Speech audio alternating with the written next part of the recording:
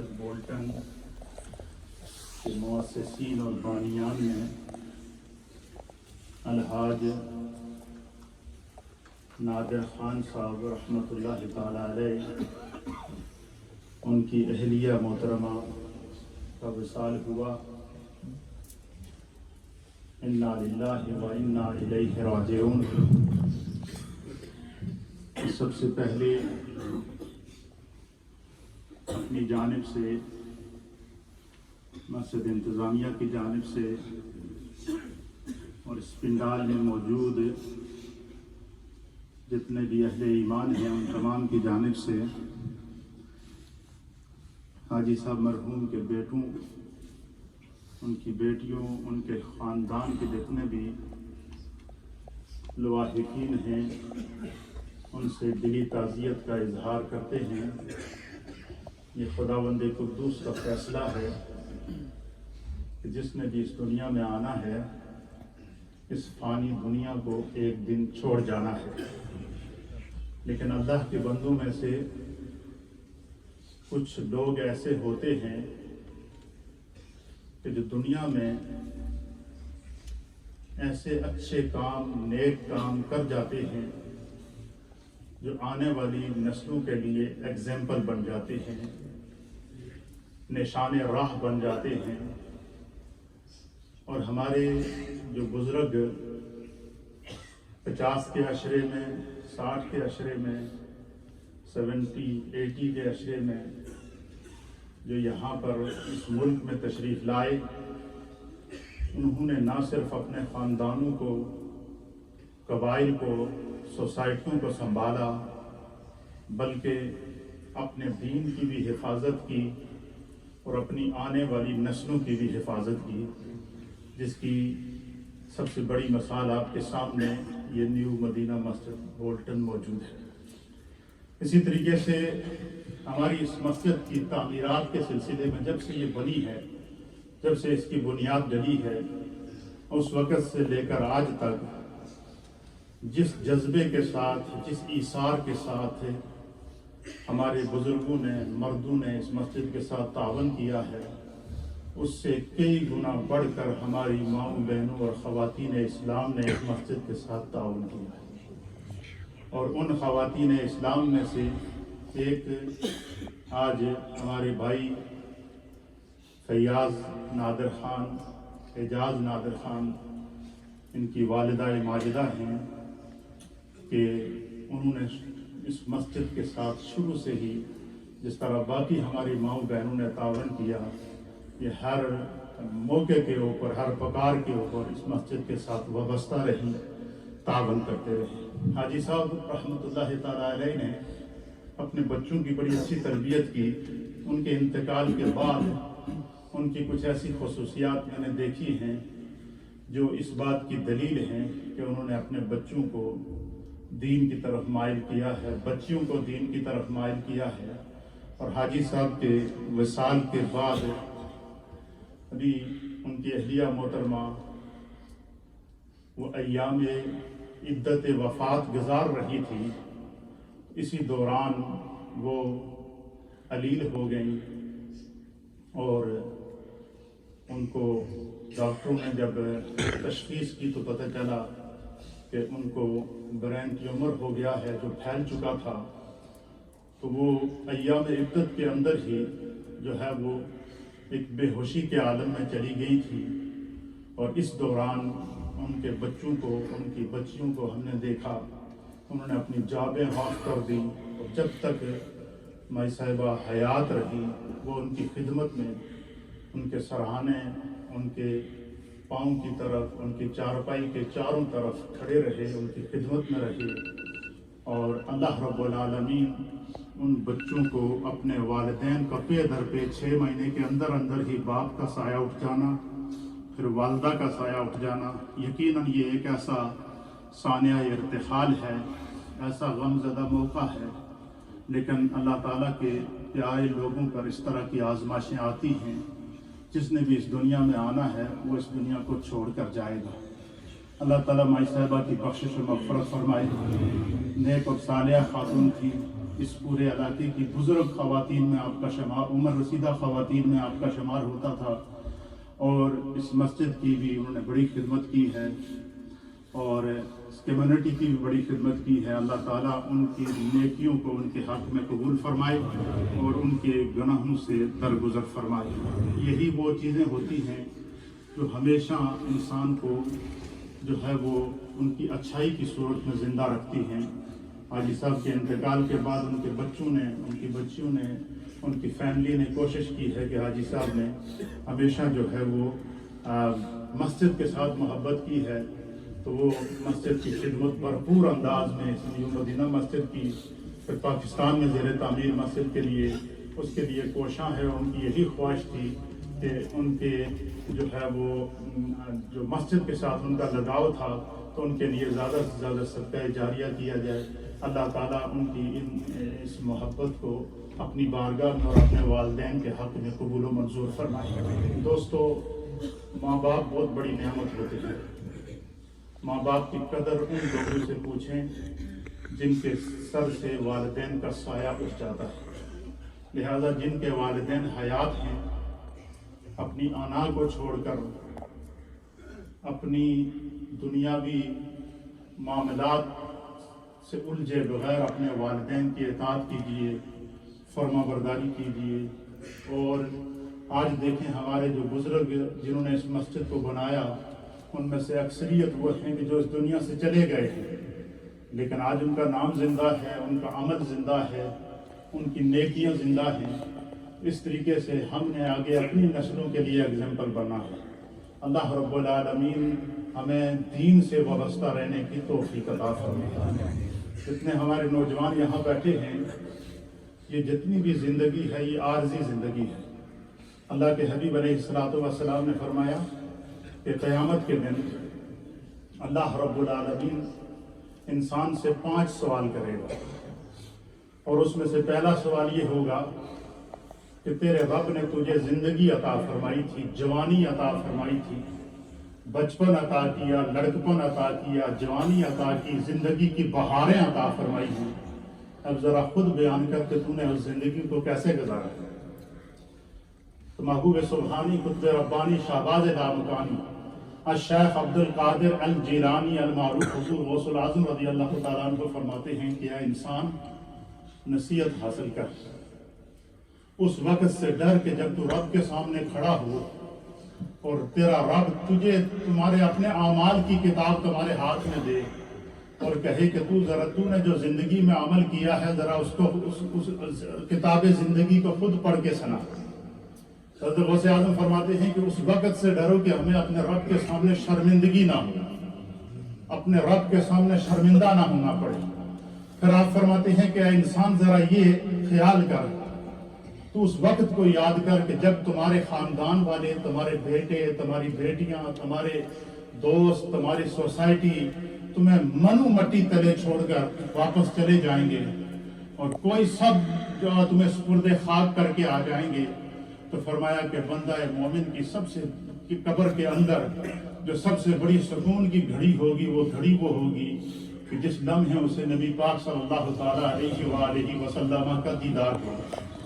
حضرت غوث اعظم کہتے ہیں کہ اللہ تعالیٰ کے حسن مطلق کا دیدار بھی بندہ مومن کو ہوگا، اور رسول اللہ صلی اللہ تعالیٰ علیہ وآلہ وسلم کے چہرہ وضحا کا دیدار بھی بندہ مومن کو ہوگا. تو آپ فرماتے ہیں کہ اس نصیحت کو پکڑ لو کہ جب رسول اللہ کے سامنے آؤ تو تمہیں شرمندگی نہ ہو، تمہارا عقیدہ درست ہو، تمہارے دل کے اندر رسول اللہ کی محبت موجود ہو، تمہارا ایمان سلامت ہو. اور فرمایا کہ جب تمہیں اپنے رب کی بارگاہ کے اندر کھڑا ہونا پڑے اور اللہ تعالیٰ کے حسن مطلق کا دیدار ہو تو تمہیں اپنے رب کے سامنے جو ہے وہ شرمندگی نہ ہو. تو آپ فرماتے ہیں کہ دنیا میں ایسا عمل کر جاؤ کہ دوسروں کی فکر چھوڑ کر ہر بندہ اگر اپنی فکر کرے گا، اپنے اعمال کی فکر کرے گا، اپنی زندگی کی فکر کرے گا، اس کے ذمہ جو فرائض ہیں ان کی فکر کرے گا، اس کے ذمہ جو واجبات ہیں ان کی فکر کرے گا، اس کے ذمہ جو حقوق ہیں ان کی فکر کرے گا، تو آپ فرماتے ہیں کہ پھر اسے پہلی ملاقات جو قبر میں ہوگی وہ رسول اللہ سے ہوگی. اور مرنے والے کو جو بھی ہمارا بھائی یا اسلامک بہن جب اس دنیا سے جاتی ہے تو وہ اس سے رسول اللہ صلی اللہ تعالیٰ علیہ وآلہ وسلم سے ملاقات کا وقت ہوتا ہے، وہ دیدار مصطفیٰ کا وقت ہوتا ہے، اور سرکار دو عالم صلی اللہ علیہ وسلم کے دیدار سے شادکام ہونے کا وقت ہوتا ہے۔ اس لیے میرے دوستوں، میرے بزرگوں، اپنی زندگی کو اس طرح گزارے کہ ہمارے دل کے اندر رسول اللہ کی محبت موجود ہو، ہمارے دل کے اندر دین کی سنت کی پیروی موجود ہو، ہمارے عمل کے اندر جو ہے وہ صالحیت موجود ہو۔ تو اس طریقے سے جب ہم اپنی زندگی گزاریں گے تو انسان دنیا میں بھی سرخرو ہوتا ہے اور آخرت میں بھی سرخرو ہوتا ہے۔ پھر آپ فرماتے ہیں کہ اپنے اعمال کی فکر کرو اور ہر روز اپنے عمل کو، فرمایا رات کو سونے سے پہلے اپنے گناہوں کی معافی مانگ کر استغفار کر کے سویا کرو۔ کیوں کہ زندگی کا کوئی لمحہ پتہ نہیں ہے کہ کب سانس کی ڈور ٹوٹ جاتی ہے۔ تو فرمایا کہ ہر روز جب استغفار کرو گے، تجدید ایمان کرو گے اور اپنے گناہوں کی معافی طلب کر کے جب ہر دن گزارو گے تو آپ فرماتے ہیں کہ جس بندے کو اللہ تعالیٰ دنیا میں توبہ کی، استغفار کی اور اپنی زندگی کو نیکی کے راستے پر لانے کی توفیق عطا فرما دے، فرمایا خدا اسے کبھی قیامت میں رسوا نہیں کرے گا۔ آپ فرماتے ہیں کہ انسان ایک دفعہ کوشش تو کر کے دیکھ کہ اپنے عمل کو کیسے درست کرے، کوشش تو کر کے دیکھ کہ تیرے ذمہ خدا نے کتنے فرائض لگائے ہیں، تیرے ذمہ اللہ نے کیا حقوق لگائے ہیں، تو اس دنیا میں کس مقصد کے لیے آیا ہے۔ آپ فرماتے ہیں کہ اپنی زندگی کی حفاظت سیرت رسول، سنت رسول اور اللہ اور اس کے رسول کے احکام کی پیروی میں گزارو، یہی وہ زندگی ہے۔ اور فرماتے ہیں کہ جس کا خدا دنیا میں، جس کے گناہ کے اوپر اللہ دنیا میں پردہ رکھتا ہے، حضرت غوث اعظم فرماتے ہیں کہ یہ ایمان رکھو کہ خدا اسے کبھی قیامت میں رسوا نہیں کرے گا۔ اور فرمایا کہ انسان رسوا کب ہوتا ہے؟ آپ فرماتے ہیں کہ انسان دنیا میں بھی اور آخرت میں بھی رسوا اس وقت ہوتا ہے کہ جب اللہ اس کے گناہ پر پردہ رکھے اور بندہ خود لوگوں کو بتاتا پھرے کہ میں نے یہ گناہ کیا ہے، بندہ اپنے گناہ کو خود بیان کرتا پھرے اور پھر اس گناہ سے توبہ نہ کرے۔ اللہ رب العالمین ہمیں زندگی کو سمجھنے کی توفیق عطا فرمائے۔ ہمارا جو بھی مسلمان بھائی اور بہن اس دنیا سے جب کوچ کرتا ہے تو وہ جاتے ہوئے یہ پیغام دے جاتا ہے کہ میں نے اپنی زندگی پوری کر لی ہے، تم نے بھی ادھر آنا ہے۔ اس لیے اس عارضی زندگی کو جو ہے وہ آخرت کی سرخروئی کے لیے کہ ایمان کو سلامت رکھے۔ مائی صاحب و مرحومہ کے اصال ثواب کے لیے ان کے لواحقین کی جانب سے، خاندان کی جانب سے اور دیگر اعزا، اقربا، رشتہ دار، طالب دار سب حضرات کی جانب سے بھرپور تعاون کیا گیا ہے۔ ہماری نیو مدینہ مسجد کے لیے ان کے بیٹے ہیں جناب فیاض نادر خان، ان کی جانب سے 500 پاؤنڈ پیش کیے گئے ہیں مسجد کی مائی صاحبہ کے اصال ثواب کے لیے، صدقہ جاریہ کے لیے سے۔ دوسرے بیٹے ہیں اعجاز نادر خان، ان کی جانب سے 500 پاؤنڈ پیش کیے گئے ہیں۔ داماد ہیں چودھری محمد نواز، ان کی جانب سے 500 پاؤنڈ پیش کیے گئے ہیں۔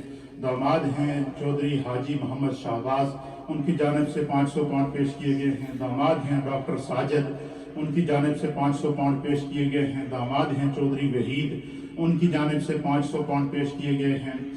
داماد ہیں شوان احمد، ان کی جانب سے 500 پاؤنڈ پیش کیے گئے ہیں۔ اسی طریقے سے چودھری محمد احمد زمان، یہ بھانجے ہیں، ان کی جانب سے 200 پاؤنڈ پیش کیے گئے ہیں۔ ہادیہ شہباز، یہ نواسی ہیں، ان کی جانب سے 200 پاؤنڈ پیش کیے گئے ہیں۔ عواد احمد، یہ نواسہ ہیں، چھوٹا بچہ ہے، ان کی جانب سے 500 پاؤنڈ پیش کیے گئے ہیں۔ اسی طریقے سے حافظ کاشف شہباز، یہ داماد ہیں، ان کی جانب یہ نواسے ہیں، ان کی جانب سے 50 پاؤنڈ پیش کیے گئے ہیں۔ فرقان شہباز ہیں، ان کی جانب سے 50 پاؤنڈ پیش کیے گئے ہیں۔ اسی طریقے سے حاجی شوکت علی صاحب، ان کی جانب سے 100 پاؤنڈ پاکستان کی زیر تعمیر مسجد کے لیے مائی صاحبہ کے اصال ثواب کے لیے پیش کیے گئے ہیں۔ حاجی محمد اقبال صاحب چالے اور روڈ، ان کی جانب سے 100 پاؤنڈ پاکستان کی زیر تعمیر مسجد کے لیے پیش کیے گئے ہیں۔ اسی طریقے سے حاجی محمد اعظم صاحب کی جانب سے 10 پاؤنڈ پیش کیے گئے ہیں۔ حاجی محمد عارف صاحب مراڑی، ان کی جانب سے جو ہے وہ 51 پاؤنڈ پاکستان کی زیر تعمیر مسجد کے لیے پیش کیے گئے ہیں۔ میاں خان صاحب حاجی چک، ان کی جانب سے 20 پاؤنڈ پیش کیے گئے ہیں۔ حاجی محمد سلیم صاحب، ان کی جانب سے 20 پاؤنڈ پیش کیے گئے ہیں۔ حاجی محمد حنیف صاحب मोरी शरीफ, उनकी जानिब से 20 पाउंड पेश किए गए हैं। अंजुम हनीफ साहब की जानिब से 20 पाउंड पेश किए गए हैं। हाजी मोहम्मद हनीफ साहब खारियां, उनकी जानिब से 20 पाउंड पेश किए गए हैं। समीउल्लाह साहब खारियां, उनकी जानिब से 50 पाउंड पेश किए गए हैं। मोहम्मद रज़ाक साहब की जानिब से 100 पाउंड पेश किए गए हैं। मोहम्मद इशफाक साहब की जानिब से 100 पाउंड पेश किए गए हैं। इसी तरीके से अली साहब लंका शाहिद ड्राइवर, उनकी जानिब से 50 पाउंड पेश किए गए हैं। शोएब साहब की जानिब से 50 पाउंड पेश किए गए हैं। मोहम्मद एहसान साहब हैं, उनकी जानिब से 100 पाउंड पेश किए गए हैं।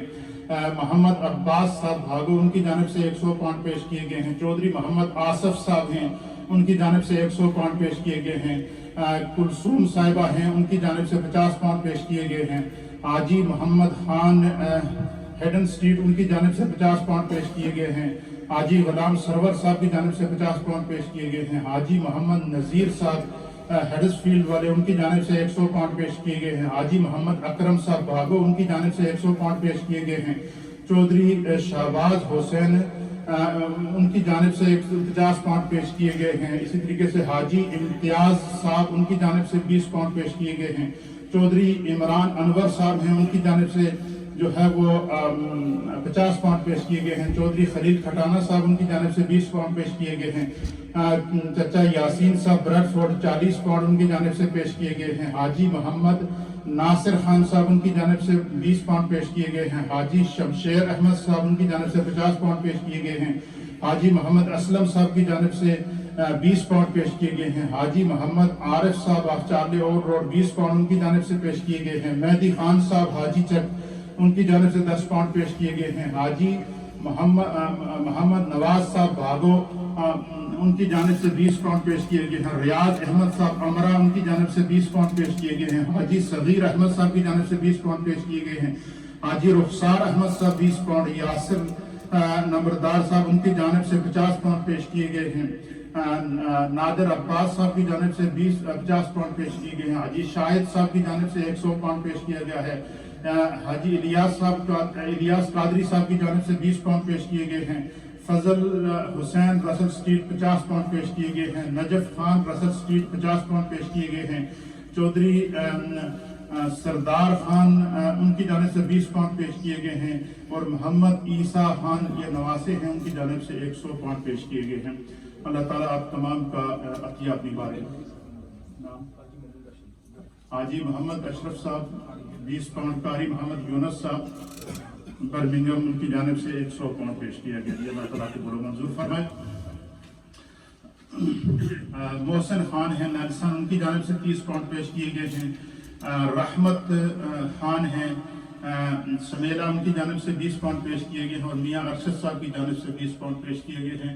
अल्लाह ताला इन तमाम अतियात को मरहुमा के हक़ में कबूल व मंजूर फरमाए। इसी तरीके से कुल शरीफ की जो ख़त्म है वो सैटरडे को, हफ्ते को सुबह 11 बजे होगा। 11 बजे से 1 बजे तक कुरान ख़वानी होगी, मजलिस ज़िक्र दुआ होगी, फातिहा होगी। उसमें आप हजरात को शिरकत की दावत दी गई है। जितने दूर दराज से आए हुए मेहमान हैं उन तमाम के लिए तदफीन के बाद ऊपर खाने का एहतमाम किया गया है। आप खड़े हो जाएं, सफ़े सीधी करें।